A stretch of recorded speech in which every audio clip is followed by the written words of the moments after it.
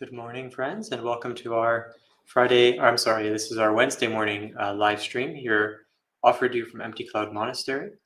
I hope that anyone who's watching this, that you're doing well, whether you're watching it live or whether you're watching the recording that's been posted on the channel after the video has been already streamed.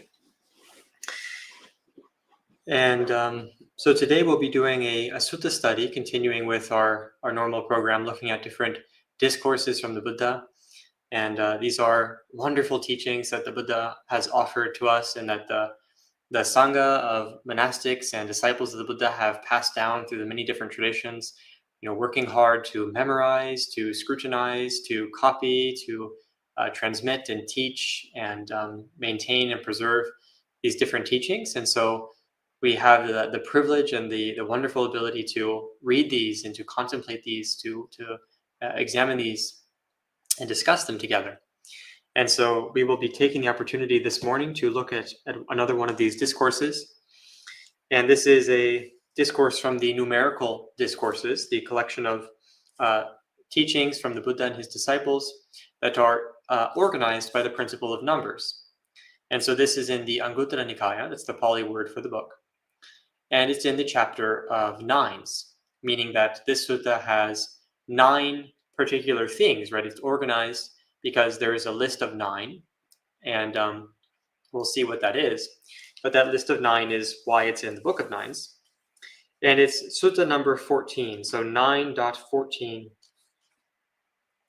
And it's called the Samiddhisutta. And so what I'll do is we'll go ahead and we'll read the sutta, and I'll offer some comments and some reflection. And then probably afterwards we'll do a little bit of a short, just a brief guided meditation, or a brief meditation, kind of using what we've learned and what we've contemplated to use it as a lens for our meditation practice. Because one thing that I think can be really helpful as a kind of a lens or a perspective when we're looking at the suttas, the discourses of the Buddha, is you can ask yourself, you can contemplate, how would you turn that into a meditation? Like, how would you apply that to your meditation practice, right? Because the teachings of the Buddha are for the sake of liberation, right? They're for the sake of developing our hearts and our minds, for the sake of developing our virtue, and for the sake of developing mental stability, stillness, and unification, for the sake of developing discernment and wisdom, and for the sake of developing liberation and freedom, and for the sake of developing the knowledge and vision of liberation once we have attained it. And so the teachings of the Buddha are not just for the sake of study, not just for the sake of the words, of course, right? But actually they're supposed to be leading you onwards. They are supposed to be guiding you and inviting you to see them for yourself in your own experience. So if these teachings weren't something that you could see, if they weren't something that you could put into practice, if they weren't something that you could personally experience the benefits of peace, well-being, deeper knowledge and insight into life, then they wouldn't be of any benefit, really, right? So actually these teachings they serve a benefit. They should be leading you to understanding, to peace, to wisdom, to virtue and goodness, to happiness and well-being. And so once we reflect on the teachings, then we can then try to apply them into our practice, into our meditation, into our lives, and use them as a lens, as a framework, right? So that's what I want to try to offer to you today, is to give you an idea of how you might do that with this teaching. And of course, I should say that the link to this online for free is available in the description of the video, where you can follow along using Bhante Sujato's translation.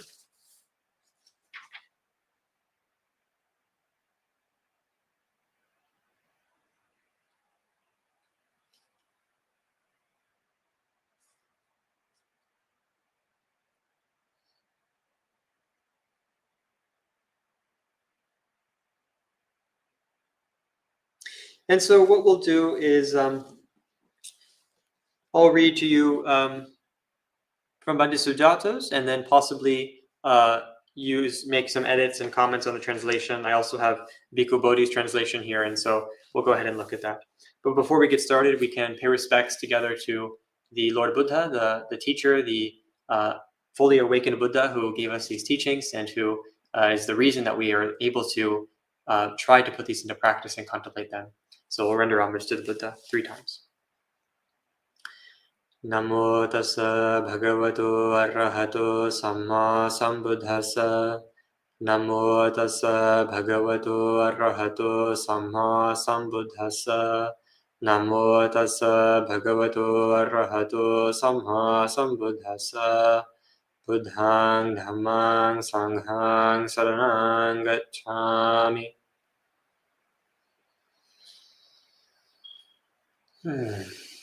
Okay. So let's read our sutta. And please feel free to read along or to listen. Then, Venerable Samiddhi went up to Venerable Sariputta, bowed and sat to one side. Venerable Sariputta said to him, Samiddhi, based on what do thoughts arise in a person? Based on name and form, sir. But where do they become diversified? In the elements. What is their origin? Contact is their origin. What is their meeting place? Feeling is their meeting place. What is their chief? Immersion, samadhi, is their chief. What is their ruler? Mindfulness is their ruler. What is their overseer? Wisdom is their overseer. What is their core? Freedom is their core. What is their culmination? They culminate in freedom from death. Samiddhi, when you were asked what is the basis on which thoughts arise in a person, you answered that name and form is the basis. When you were asked where they become diversified, you answered they become diversified in the elements. When you were asked what their origin is, you answered that contact is their origin. When you were asked what their meeting place is, you answered that feeling is their meeting place. When you were asked what their chief is, you answered that samadhi is their chief. When you were asked what their ruler is, you answered that mindfulness is their ruler. When you were asked what their overseer is, you answered that wisdom is their overseer. When you were asked what their core is, you answered that freedom is their core. When you were asked what their culmination is, you answered that their culmination is in freedom from death. Good, Samiddhi. Sadhu, Samiddhi. It's good that you've answered each question, but don't get conceited because of that. And that's the end of our sutta. And so we can go ahead and respect the sutta 3 times with 3 sadhus. Sadhu, sadhu, sadhu. And so you saw Venerable Sariputta himself said sadhu, sadhu to Samiddhi for answering. So this phrase we say sadhu, which means excellent or wonderful, good, rejoicing. It's actually from the Pali, from the suttas. Okay, and so I think I've just read the Bhante Sujata's translation with a little bit of adjustments, and I think what I'll do now is I'll offer you Bhikkhu Bodhi's translation, just so that you can hear another perspective. You can hear the same type of thing with a slightly different wording and phrasing, so that then you can reflect on it again. So I'll then repeat this sutta with Bhikkhu Bodhi's translation. Then the Venerable Samiddhi approached the Venerable Sariputta, paid homage to him, and sat down to one side. Offering my comments. So Venerable Samiddhi was a monk, and Venerable Sariputta, another monk. Venerable Sariputta, of course, being famous for being the Buddha's chief disciple in wisdom. He was considered the general of the Dhamma. He was considered the disciple who kept the wheel of Dhamma rolling after the Buddha. He was considered very beneficial and helpful to explaining the Dhamma and establishing different disciples of the Buddha in the realization of the Dhamma at the time of the Buddha. And so Venerable Sariputta was very, very famous, right? Very, very famous disciple, famous for his wisdom. And so here he's actually questioning Venerable Samidhi, another monk who seems to just be a disciple of Venerable Sariputta, perhaps, right? And there are different suttas which mention the name of a monk named Samidhi. So it's possible that it's the same monk. But he's not a major figure in the suttas, right? He's just another monk and probably very likely became an arahant, but he wasn't a chief disciple that I'm aware of. And so in this exchange here, when Sariputta is questioning Venerable Samidhi, he's counter-questioning him as a teacher, right? He's not asking him because he doesn't know the answer, but he's asking so that he can question Samidhi to see what is his understanding, right? And this is an important practice. It's good to have the ability to receive questions from someone who is knowledgeable, from someone who is capable and so on, who is skilled in the teachings, so that you can then reflect on that and answer your questions and have your questions checked against someone, right? It could even be a friend. It could even be the suttas themselves, right? So one exercise you might do is you could look at the sutta and kind of cover the answers, right? And see how would you answer? What would your answer be? So let's see. So Venerable Sariputta asks, on what basis, Samidhi, do intentions and thoughts arise in a person? On what basis do intentions and thoughts arise in a person? And he answers, on the basis of name and form, Bhante. So let's take a look at that. What does that mean, right? So the word here for intentions and thoughts in Pali is sankappa vitaka. And you might know the word sankappa from the second factor of the Buddha's Noble Eightfold Path, called samma sankappa, right intention or right thought. And then similarly, you have the word vitaka, which means thought. And sometimes, as I actually mentioned recently in one of our sutta discussions, often in the suttas, vitaka and sankappa are used as synonyms. They're used interchangeably. So for example, in the definition of right intention or right thought and the explanation of wrong intention or wrong thought, you'll also get the same exact words with either the word sankappa or the word vitaka. So the same context, but they're just a different Pali word. So the meaning here is that when the Buddha is saying the word, when he's asking on what basis do intentions and thoughts arise, these are kind of synonymous. And they're really referring to essentially just on what basis do our different thoughts, our intentions, when we direct the mind, when we contemplate things with the mind, when we direct our mind to examine certain things and experiences, what is the basis of that, right? What is the foundation? What are those thoughts established and based and supported by? And Venerable Samidhi says that they are supported on the basis of name and form. Name and form. This in Pali is nama rupam. And so in the questions, there's a Pali kind of a riddle. And this question and answer session is between a monk and a young monk, a novice. And one of the questions is, what is two? What is the two? And the novice is to answer namancha rupancha, name and form. So there's two things, name and form. And name and form, you might know from the list of dependent origination, paticca samuppada, dependent arising, conditional manifestation. Name and form means essentially the body and the mental faculties of a person. So the faculties of, your physical faculties, like for example, the body, which is made up of the four elements, the earth, water, fire, and wind, right? So the body has solid parts like the bones and the flesh and the organs, the eyes and the ears. And it also has liquids going through it, which hydrate it and maintain the cohesion in the body. It has heat, which maintains the temperature and digests the food. And it has wind, right, which is the air going in and out of the body, the winds in the body, and the movements within the body that kind of circulates things around. And so the earth, the solidity, the water, and the liquids, the winds or the movements, and the heat or the temperature within the body, these compose the physical body. And so we have a physical body, and it has a different shape to it, right? Rupa, form, literally means originally shape. So your body has a shape, right? It has a figure to it. It has a form to it. And so that form is made up of the elements, right?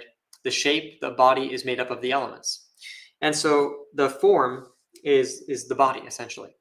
And then namam, name, originally, this comes from the idea that when you look at a person, right, you see there's a person with a body and they have a name, right? So you see my body, you see my form. So there's a visual shape here which you experience, made of the four elements. And then how do you identify this body from another body? Well, there's a name to it. This body is Vaḍḍha, right? So the name is like the person, right? The person is what identifies and distinguishes different bodies from one another. But the Buddha takes this word, which was a pre-Buddhist term, the term name and form, the term namarupam, existed before the Buddha. It was used before the Buddha. And he took it and he kind of adapted it. So namarupam refers to the individual beings, right? The people who have bodies and they have mental faculties, functioning bodies, functioning living beings, distinguishable living beings, right? And the Buddha took that and he kind of redefined it to fit the Buddhist scheme a little bit better. So he defined name as the mental faculties which allow someone to give names to things, right? So you don't have to memorize this, but I'll teach it to you so that you can hear it, right, and reflect on it if it's useful to you. So name has 5 components. Like you can imagine this as the fingers of a hand. And so there's let's see here, feeling, right? Feeling. That's the faculty to sense things, right? So when you feel the world, right, it has an impact. It has a feeling, pleasant, painful, neutral. It has a visceral feeling to it, that you actually experience the sensation of the world, right? So feeling. So not just the flesh, but actually the ability to feel. Perception, right? The ability to perceive different things, to recognize things, to be aware of different ideas and language and concepts and objects and people and so on. So perception. And then intention, so the ability to direct the mind, intend things, make choices and decisions, the faculty of choice. Attention, or application of mind, so the ability of the mind to focus on different things, apply itself to different things, move around, so the mind is not frozen, right? But the mind's attention and application moves around. And then finally, contact, or the ability of the mind to experience sensory impressions.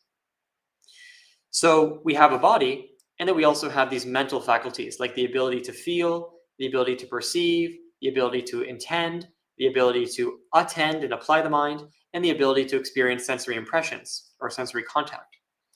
So this is basically the mental faculties in the body of a person, right? So this is what makes a living being.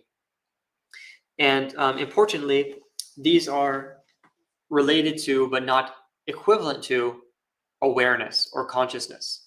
So if you have a body and you have mental faculties, then if there's consciousness, those will be functioning, right? Consciousness is what makes a body and not just a heap of dirt, water, wind, and fire. Consciousness is what allows there to be feeling, perception, intentions, application of mind, and sensory contact. Consciousness is what allows that to happen. It's what is aware of that. It's what knows that. It's the presence of those experiences, right? So right now you're having an experience of Namarupa. You're having an experience of name and form. And you can pause and you can look at that. You can see, oh, there's a body. And you know that, right? Do you feel that? Do you perceive the body? Are there intentions and choices arising? Is your mind choosing? Is it focusing on different things? And is it experiencing sensory impressions? So can you become aware? Can you kind of back up and become aware of the mind and body functioning because of awareness? You might notice the solidity in the body, the wind, the breath coming in and out the body,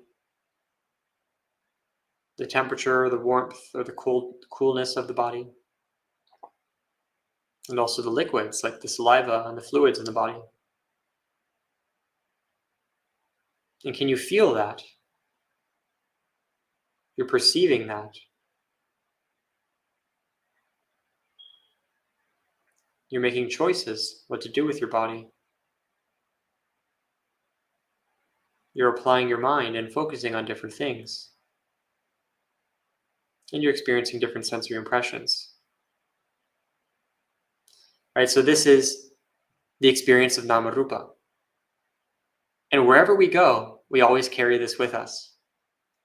So this is the luggage that you must have, right? You can't not have this. This is the basis on which our intentions and thoughts arise. So that's interesting, right? That's the first answer.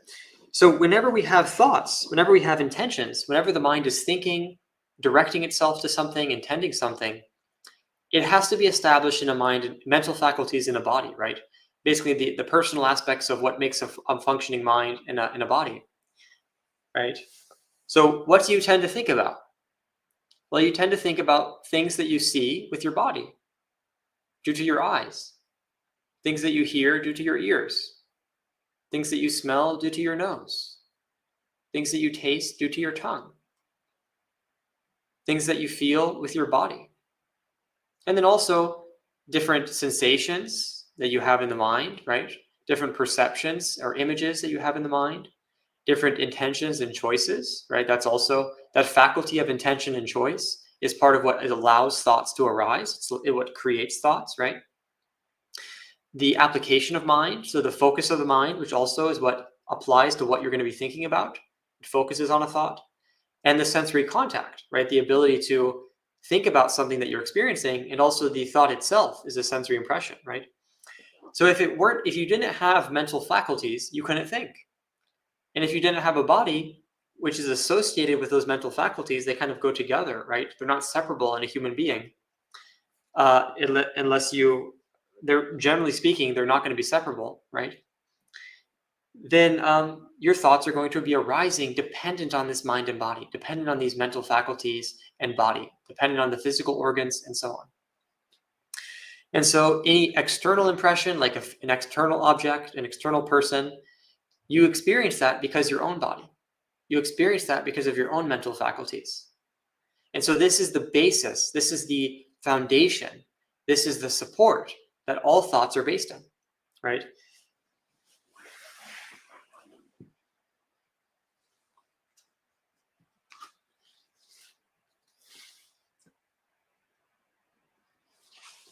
And so this can be useful because when you're meditating, you'll have different thoughts arising, right? You'll have different intentions arising.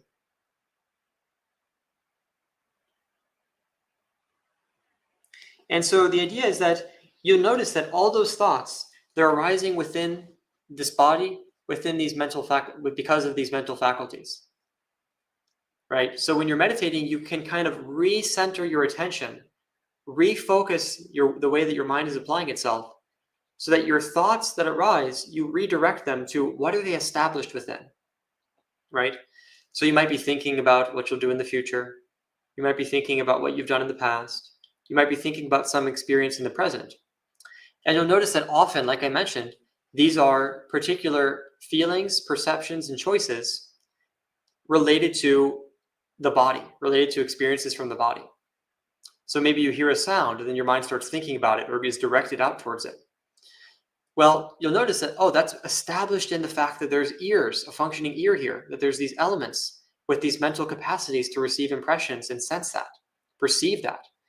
You hear a sound, right, and your perception labels it as a dog or a car or a person or language or words. So the perception and the feeling, the application of mind, the intentions, the contact, and the bodily basis, they're the kind of support. They're the meeting place where the thoughts have to arise in dependence upon. And all your thoughts, your thoughts don't arise over there, right? They're arising right here, right now, with this experience of the mind and body. And so this is recentering our focus. So instead of focusing on the thoughts in terms of what they're pointing us towards, We can focus on the thoughts in terms of what they're established in, what they're based in, what they arise in dependence upon, right? So that kind of reshifts your attention, bringing it inward to see where the thoughts are rising in dependence. So this is, all thoughts have to go through this gate. All thoughts have to arise based off this kind of landing pad, this launching pad, the mind and body, the mental faculties and body. Now then, Venerable Sariputta further questions his disciple. He says, where do they become diversified? So where do intentions and thoughts become diversified? So all thoughts arise in dependence on name and form. But we have different types of thoughts, right? Different types of intentions, different types of thinking. So how do they become diversified? How do they become so different, so diverse, so variegated? And Venerable Samiddhi replies, in relation to the elements.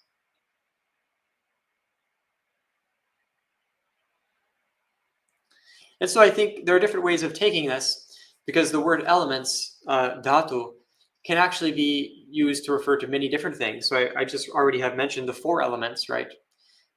And you have different lists of elements that the Buddha in his teaching has proclaimed, has explained and clarified. And I think that what Venerable Samiddhi is referring to here is probably the sensory elements. So for example, one of the list of elements is you have the different sights and sounds and smells and tastes and touches and the mental phenomena, mental experiences. And then you also will have like the element of, for example, the element of sensuality or the element of renunciation. So you have different elements, and what these means are different aspects, different qualities, different components of our experience. So all thoughts arise in dependence on the mind and body, but there are different qualities, right? So there are qualities, like there's a quality of peace, and there's a quality of agitation. There's a quality of sensuality, and there's a quality of renunciation. There's a quality, an aspect of our experience which is visual, and there's an aspect of our experience which is auditory, which is based on sound. There's an aspect of our experience which is light, and there's an aspect of our experience which is dark. There's an aspect which is beautiful, and there's an aspect which is not beautiful. And so the elements, they refer to these different qualities within our experience that we can apply the mind to and then build up, think about, construct, relate to, intend, right? There are different qualities within our experience, different components of the same experience of mind and body, but that experience of mind and body, although it has certain universal characteristics, right? Like all experiences, there will be a sensation there. There will be a perception there. There will be some kind of intention. There will be some kind of attention, application of mind. There will be some kind of contact or sensory impression. And if we have a body, if it's an experience based in the body, there will be the 4 elements there, right? So all thoughts and intentions, they're grounded in these universal characteristics, but they become variegated, they become diverse, they become many, they become different and separated, not the same, in terms of what particular qualities are we focusing on or thinking about, right? So whether you're thinking about food or a sound or a smell, or you're thinking about a bodily sensation, it'll all be based in name and form. But what makes it different? What makes it diverse? Well, one is you're focusing on the quality of visual things, or taste, or texture, or you're focusing on the different qualities within that, like the quality of what's beautiful or not beautiful, the quality of what's light or dark. So these different components and qualities and aspects and pieces, elements, the different elements of our experience, those are what allow the same universal characteristics grounded in mind and body to become different types of thoughts, different types of intentions, different types of ideas, right? So I think that that's what we can take this to mean, is that although all experience and all thoughts are grounded in the mind and body, and that experience of mental faculties in the body It has universal characteristics, but it also has a diversity of elements and qualities which variegate our thoughts.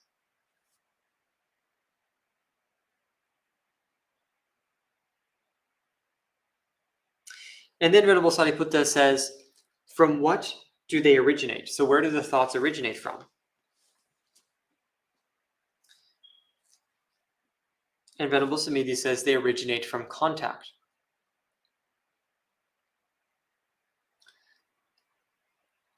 Phassa, contact. And so we've already talked about phassa, about sensory contact, when I gave the definition of the mental faculties, of what's called name. And the last one of those I mentioned is called contact, phassa, sensory contact, or sensory impression, sensory impingement. So this is when we have a sensory organ come into contact with a sensory impression, and there's awareness of that. When those components come together, then we experience contact, right? So when your eye sees a sight, you're aware of that, there's consciousness. So there's a functioning faculty of vision, there's a functioning sight, and there's the awareness of those things. When those all come together, when those three pieces come together, you experience the impression of a sight, right? So if you have a functioning faculty of vision, but there's nothing to see, you wouldn't have sensory contact, right? Or if there's a sight, but you don't have functioning eyes, functioning vision, you won't see, you won't experience sensory contact. Or if you have functioning eyes and there are sights to see, but let's say you're unconscious, no consciousness arises between the two, dependent on the two, and established on the basis of the two, then you won't experience sensory contact. So in order to experience a sight, you have to have a functioning faculty of vision, a sight available to you, and consciousness arising, independence on those two. In order to experience a sound, you have to have functioning faculty of hearing, you have to have a sound in range, and you have to have sound consciousness, auditory consciousness.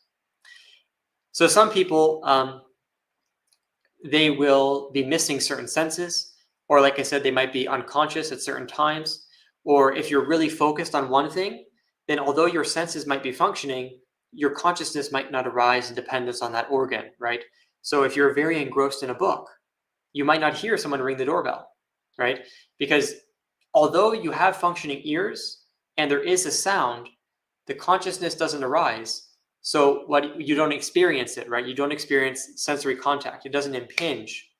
So all thoughts, they arise when some kind of sensory contact comes together, right?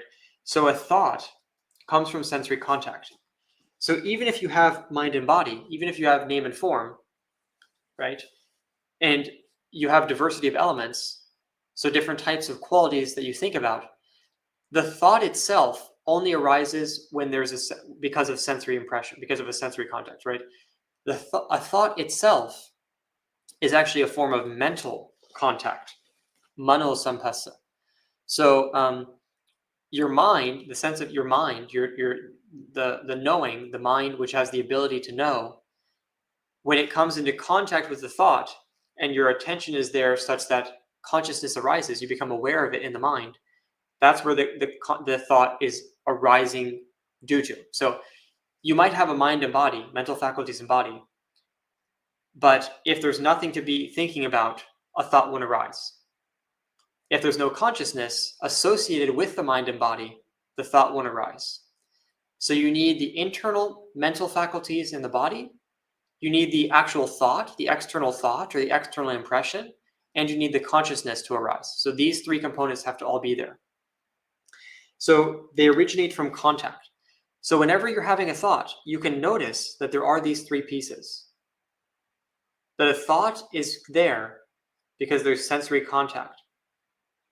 And that sensory contact requires your name and form, your mind and body.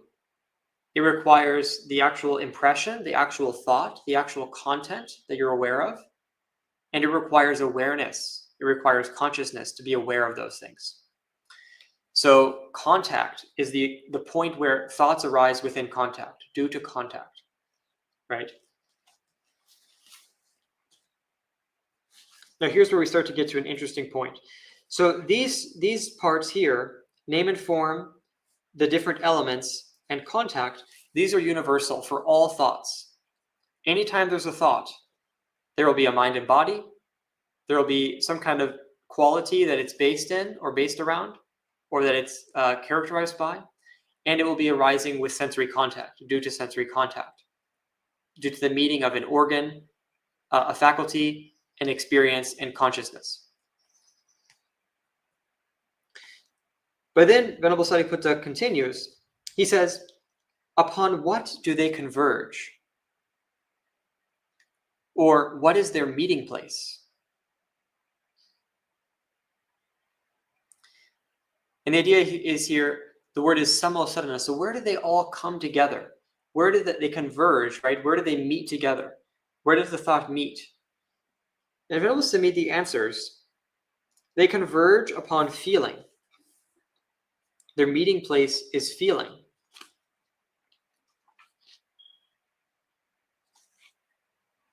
Which is interesting, right?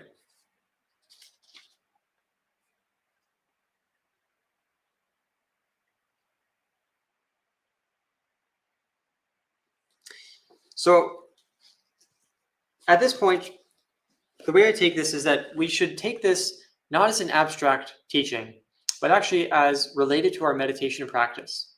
And this is where the whole thing starts turning. The whole wheel starts turning with Venerable Samiddhi's explanations. So first we have to have the foundation work, which is we have to understand, we have to be able to contemplate and try to investigate. How do thoughts arise? Like, what are thoughts, right? So you have to kind of break it down, and you have to see, okay, thoughts are dependent on they're based in the mind and body, the mental faculties in the body, the name and form. They are diversified due to different qualities, elements, and they arise with sensory impressions, with sensory contact, the meeting of a faculty, an experience, and awareness, right? And so they all kind of go together, right? Because like I mentioned, sensory contact is already included in the definition of name and form, because you have the faculties would include, like, the sensory organs is part of name and form, and the meeting of those organs with an object that is also kind of come together because of name and form. Any kind of experience, any kind of sensory object will be comprised of name and form. And then the awareness, the consciousness, is what allows name and form to function and continue. And so sensory contact is when name and form and consciousness come together to have an actual experience. So name and form, the elements and contact, these are the basis, these are the foundation, these are the conditions for thoughts and intentions to arise. So first you have to establish that, because if we get lost in the content of the thoughts, we don't actually examine, what is this thought made of? What is this thought dependent upon? Where is this thought arising? You have to use your discernment and investigation, reapply your focus, right? Once you do that, then you can start to apply your mind in such a way that you can direct the thought towards liberation, direct the thought towards freedom, direct the thought towards the path. You can cultivate and develop it. So we don't just passively receive thoughts, but once we understand, if you apply your mind to try to see, how is this thought arising? Then you start to apply your mind and turn it towards the path. So you shape it towards the goal, right? And so Venerable Samiddhi says that thoughts converge upon feeling. They meet at feeling. And one way you could take this is that whatever the thought is, whatever type of thought it is, it all meets together at what is the feeling there, right?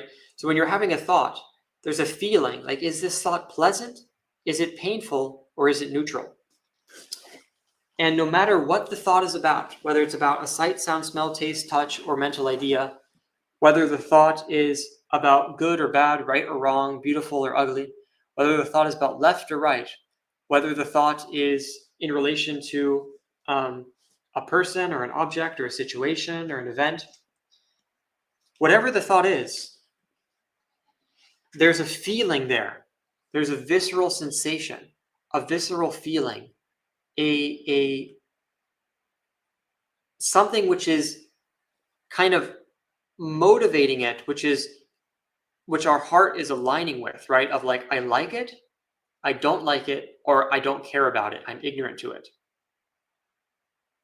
That's very commonly how we're relating to pleasant sensations, painful sensations, and mundane, neutral sensations. So you can see, like, oh, there's some kind of feeling that instead of what this thought is telling me, what is the feeling of this thought? Right?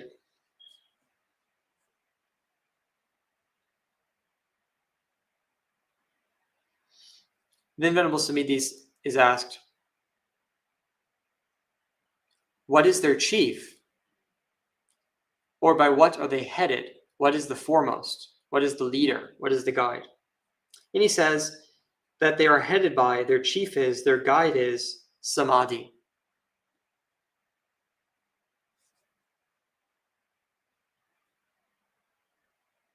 Then I'll continue reading. What exercises authority over them, or what is their ruler? Mindfulness is their ruler. Sati is their ruler. What is their overseer? What is their supervisor? Wisdom is their overseer. Wisdom is their supervisor.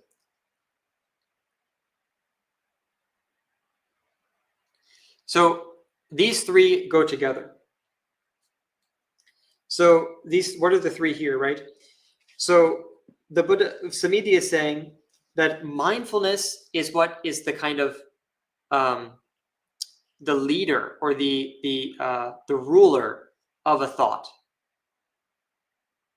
Samadhi is the chief, or the I should say, yeah, Samadhi is the kind of the head of the thought.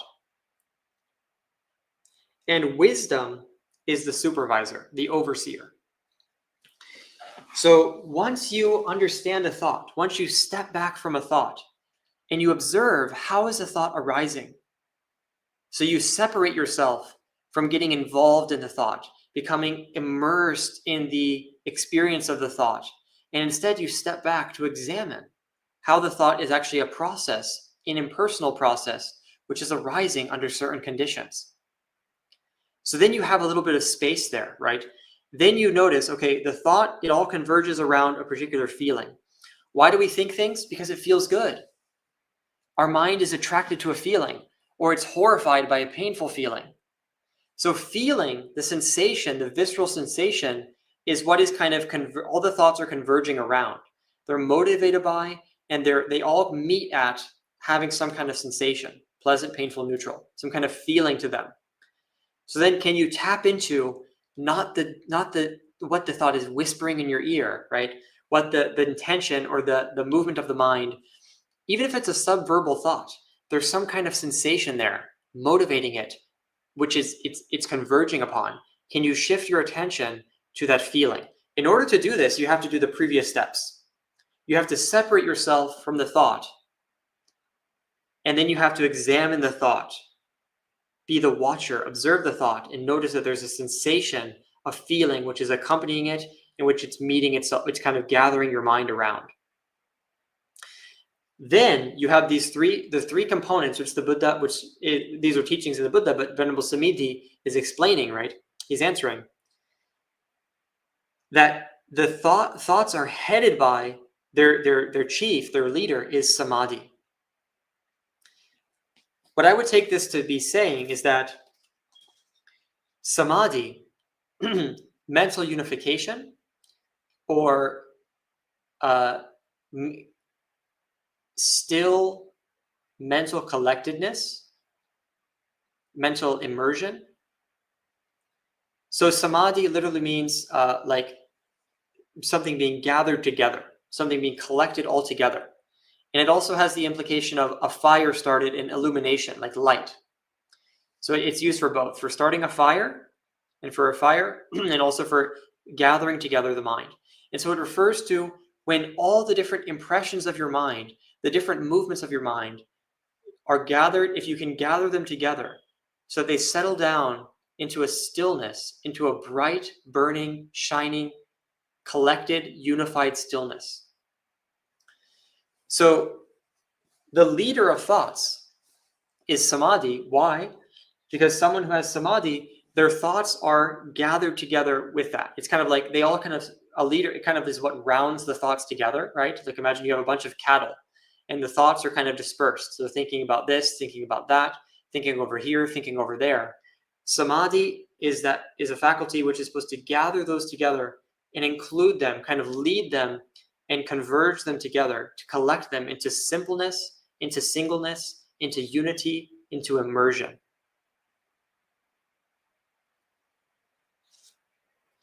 And the best type of thought, the best type of mental experience, so to say, right, the kind of chief mental experience is if you can get all your thoughts and intentions unified together into one complete whole, like a wholeness, a sense of completeness, right? So often we have a feeling of like, part of us is over here, part of us is over there, right?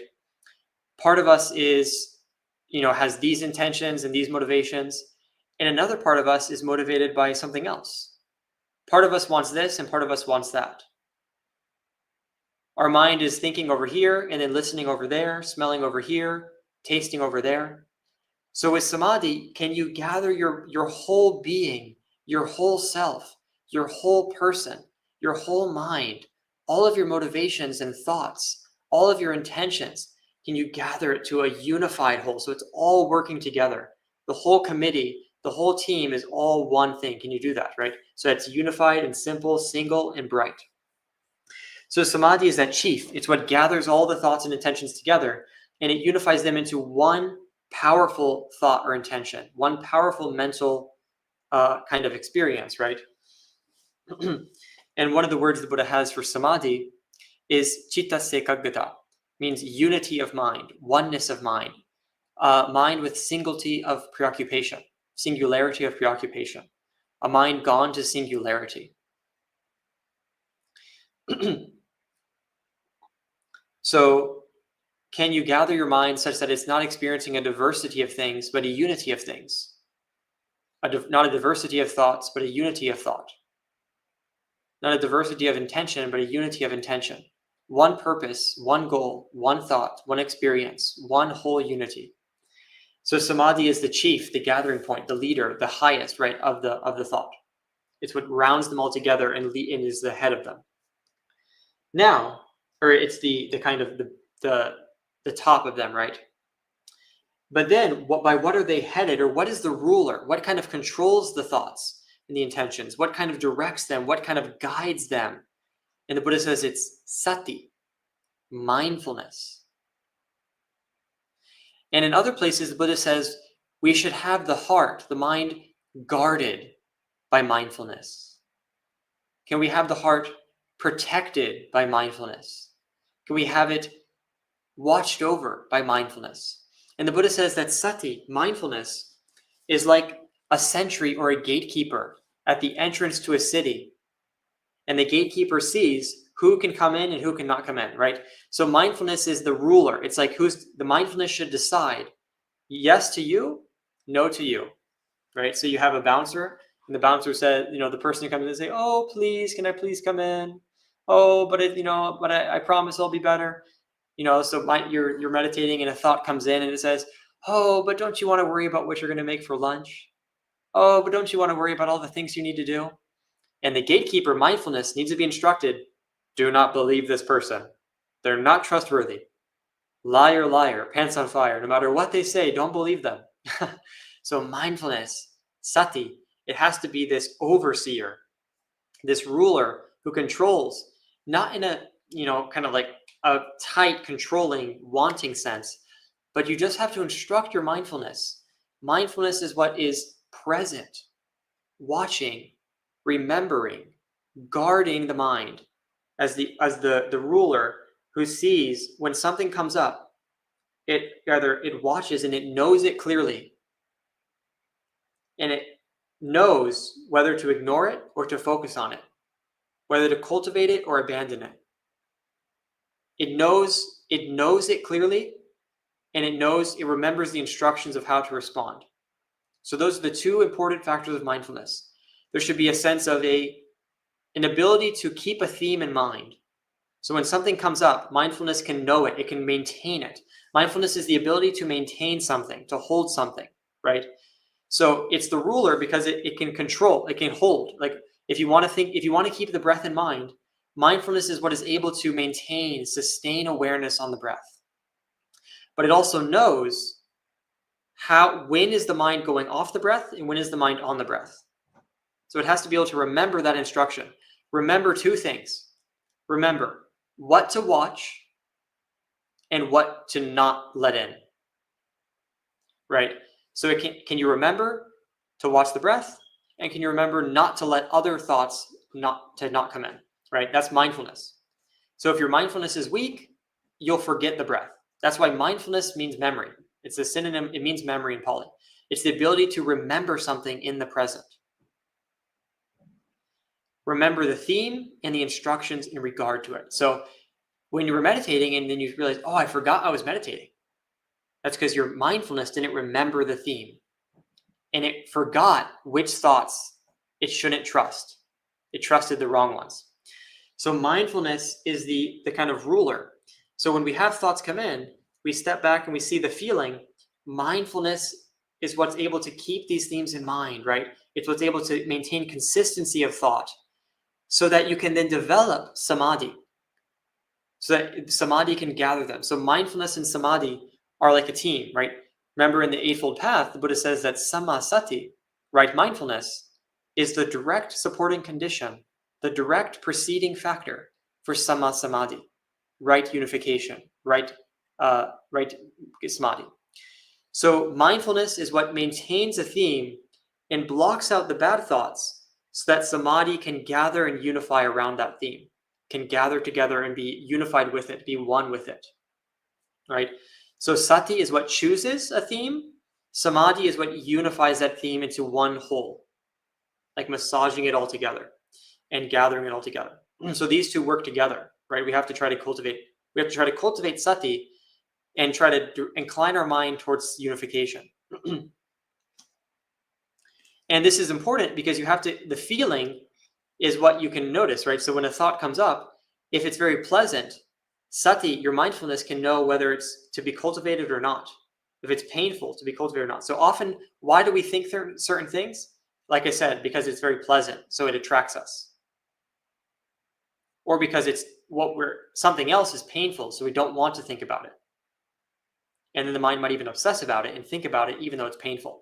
So sati can use the feeling to kind of guide and understand why it's going off, why it's veering off. And this is where the third factor here comes in. Is what it says, their supervisor, their overseer is wisdom, panya, discernment. Wisdom is what you have to use to guide your sati, right?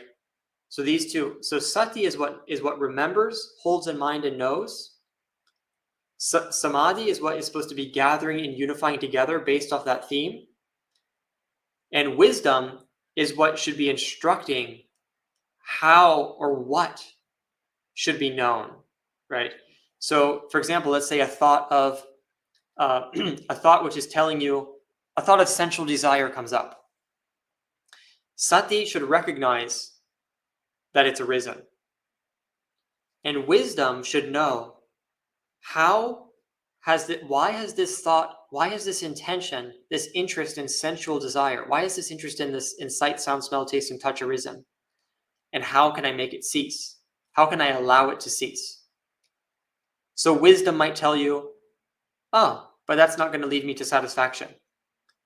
So if you use the Four Noble Truths, right, then wisdom will tell you, that's just suffering. That's just unsatisfactory. That's just a painful, useless, burdensome thing not to be cultivated. Or wisdom might tell you, that's because of craving. That's not going to lead me anywhere. Or wisdom might tell you, but it would be much more peaceful if I let go of that craving. Wisdom might tell you, but I need to be cultivating the path right now, the practice. So wisdom is what will guide and steer, investigate your thoughts, right? Wisdom is that which is overseeing this whole process. Because first, the wisdom is what allows you to understand how thoughts arise, how thoughts converge around a feeling, It allows you to understand what you should do and not do, right? So wisdom is the overseer of this whole process. So you have to use your discernment, use your investigation, use your wisdom. No one can do it for you, right? You can be instructed, but then allow your wisdom to be the guide. And then wisdom will direct your mindfulness, and your mindfulness will help cultivate the chief of the samadhi, which will gather everything together. And then these three should always kind of be circling around each other, maintaining and supporting each other. So as you develop samadhi, you should have mindfulness and wisdom guiding it. As you develop wisdom, it should be empowered by samadhi and mindfulness. As you develop sati, mindfulness, it should be cultivating samadhi and overseen by wisdom. So all three, they circle around each other. They're supported by each other. And this happens, once you get to the point where you can observe your thoughts from that perspective of the Dhamma, rather than being engrossed in them. Then he says, what is their core? He says, liberation, freedom is their core. What's the meaning here? That you might think, oh, these distracting thoughts are in the way. Or I like these thoughts, I don't like that thoughts. But actually, when you look at this process, right, all thoughts, at the heart of them, at the root of them, at the core of them, you can find liberation. Whenever a thought arises, if you're able to notice its basis, its arising, and you're able to use sati, samadhi, and panya, mindfulness, wisdom, and samadhi, to control, guard, oversee, and lead it, then actually at its core, at its heart, you'll find liberation. Because it'll be leading you, when you follow the steps, it'll be leading you towards freedom, right? So actually all thoughts, their core, their heart, usually we're just at the surface of thoughts. We're just distracted by the shiny surface. But if you investigate deep down into their core, into what they're based in, how they arise, and you converge, you develop your mindfulness, your wisdom, and your samadhi on them, actually you can find freedom. So thoughts at their core, they have freedom as their core. And in what do they culminate? They culminate in the deathless. They culminate in freedom from death. They culminate in the absence of death. Right? Why is that? Because eventually, as I said, at their core, there's liberation. So if you reach that liberation, then you find the truth. You become free from death. You become free from the cycle of rebirth. You become free. You reach the goal of deathlessness. So that's the culmination point. All thoughts, they kind of flow. It's like rivers flowing into the sea. This word culmination. They all kind of flow into the sea. Eventually, the stream of the thought, if you follow the path, it eventually streams into leading you to freedom from death, leading you to deathlessness, leading you to the lack of death. Because eventually, at its core is liberation. So if you realize that core, if you see that core, then you become free. You escape death. And so I mentioned we would do a guided meditation, but unfortunately it took too long to describe the sutta. And so I'd like to turn to the questions before closing for the morning. And so thank you everyone for your attention. And I'll now take a look at any questions before closing.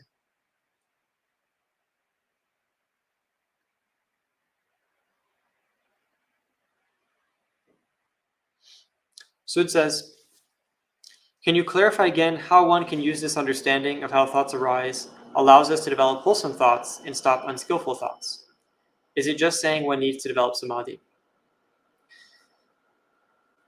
Well, so if you have a unwholesome thought arise, then it can also be helpful to think like at its core is liberation, and it will culminate in freedom from death. But if you just ride on the surface of it, you don't actually get to where it culminates. You're not following where it leads you. If you follow the trail, it won't lead you to deathlessness. So how it can cultivate wholesome and unwholesome is many ways, right? But one is if you have an unwholesome thought, if you use that wholesome thought as a basis for then reflecting, what is this thought dependent on? What is its origin? And you find it's dependent on name and form, its origin is contact, already you've used an unwholesome thought and you've turned it into a way to cultivate a wholesome thought, because you've like flipped it over, right? So every unwholesome thought, on the other side of it is the nature of the Dhamma. Because whether unwholesome or wholesome, all thoughts abide by the laws of the Dhamma. They abide by the principles of nature. So whether it's unwholesome or wholesome, within that thought, on the other side of it, are the very principles of Dhamma that we need to understand. So this is why at the beginning, once you use a thought to turn it into understanding the Dhamma, looking into the nature of it, you've already turned it into a wholesome thought. And then once you see how it converges around feeling, like unwholesome thoughts, we're drawn to them because there's some kind of gratification. There's some kind of pleasure to be got in it, or some kind of obsession with the pain, right? So once you see that, you notice the feeling, then you can kind of work with that using your wisdom and your mindfulness to try to turn it into a wholesome thing. So once you understand the gratification of the unwholesome, then you're starting to, again, purify it into wholesome. So there's many ways that this works, but it's really just this process of understanding a thought, understanding its converging point around feeling, and then using your faculties of mindfulness, wisdom, and developing samadhi to purify and unify them. So you investigate this teaching and you can apply it to your mind, and you'll see. You can try to see. And then lastly, Sud asks, so am I saying we have to pick an object like metta and then subsequently stick to it during meditation, then this will automatically unify the mind and free us? Well, so not necessarily will it automatically free you. The point is that if you have a particular wholesome thought, if your mindfulness guards and protects it, such that you develop samadhi, if wisdom is overseeing that process, understanding how it arises and ceases, right? Because even samadhi arises in dependence on name and form and is originated through contact, like at the beginning of the list. So also samadhi, the kind of head of thoughts, the Samiddhi is saying here, also that you can use your wisdom to understand the nature of it. So you have to investigate samadhi. If you attain samadhi, even your wisdom has to see into that using the samadhi, right? So yes, we need to try to cultivate samadhi, but automatically it's not going to free us. But it will, if the conditions are there, it will be a condition. So the Buddha says, samadhupanisa yatha bhutang jnanadasana. Yatha bhutang jnanadasana. So samadhi is a vital condition for seeing things as they truly are. And if you have samadhi, you don't need to make an intention, make a wish, form an aspiration. May you see things as they truly are. So if you have samadhi, if wisdom is overseeing that, naturally you'll see things. You don't need to like wish on top of that, but you do need to have the wisdom, right? Not just samadhi. You do need to use the wisdom. So I hope that this is helpful. And so you say it's difficult, and no worries, just use what's useful, use what you found inspiring. And if not, then you just keep up practicing what you have, building your foundation, right? Building up that foundation in sila, samadhi, and panya. And as you do, different teachings will become more accessible to you. And some teachings aren't for everyone. So this teaching was given to a specific person for a specific time. And I'll close at the end of this sutta. It actually says, it's good that you answered each question, but don't get conceited because of that, right? So Venerable Sariputta is reminding him, like, you did a good job, but don't get conceited thinking you're so great. So we also remember that, whether you understand or not. So Sud, even if you don't understand, don't get conceited thinking that you're inferior or low or that it's bad or that, don't turn it into a self, right? So whether or not you understand, no matter how much you understand, you don't need to get conceited. Don't worry about it. Okay, friends, thank you so much for listening. Thank you so much for your interest, enthusiasm, and attention. I wish you all be happy and peaceful wherever you are, wherever you go. Wishing that your practice is fruitful and beneficial, and that you all realize the core of liberation within your thoughts. We'll see you in the future.